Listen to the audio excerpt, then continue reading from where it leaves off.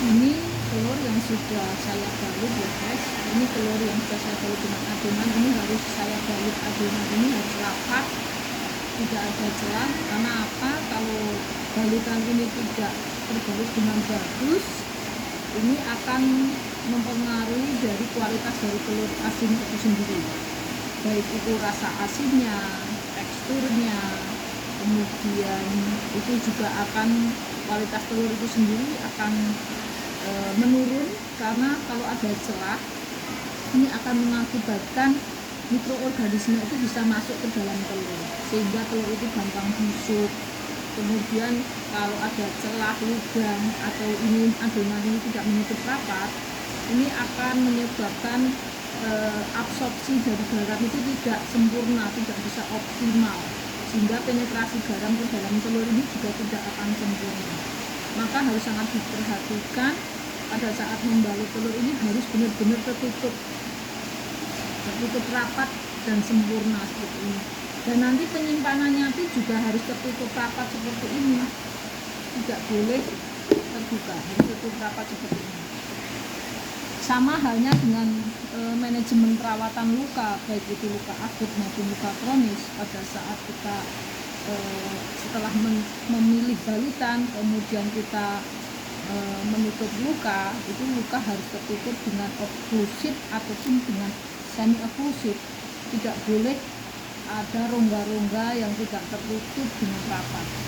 Kenapa? Karena kalau penutupan luka itu pada saat pemlesteran itu tidak oklusif atau tidak semi oklusif, itu akan menyebabkan mikroorganisme itu akan masuk ke dalam luka dan juga akan menyebabkan kelembapan dalam luka itu tidak bisa sempurna, sehingga akan mempengaruhi proses dalam penyembuhan luka, di mana luka bisa menjadi infeksi karena masuknya invasi kuman ke dalam luka karena balutan yang tidak oklusif maupun tidak semi oklusif.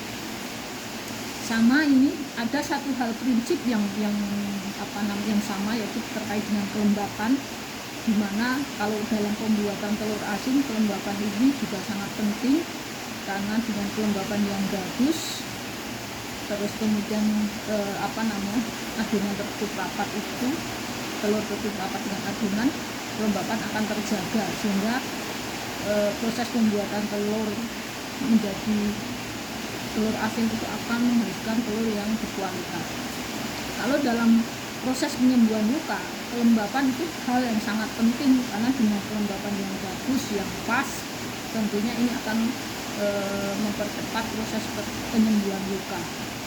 Hanya bedanya di sini, saya sebagai perawat luka melakukan perawatan luka berdasarkan evidence based practice yang sudah ada. Dressing yang saya pakai tentunya mengikuti evidence based. Kenapa saya harus memakai dressing ini, alasannya apa, kondisinya kenapa lukanya seperti itu. Jadi tidak merawat luka itu tidak berdasarkan kebiasaan.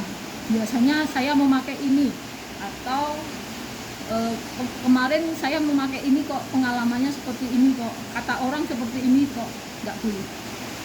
Kita sebagai perawat luka, dalam merawat luka harus berdasarkan evidence base yang sudah ada dan sudah dibuktikan dengan penelitian tentunya, karena ada pertanggungjawaban moral yang harus kita pertanggungjawabkan sebagai perawat luka.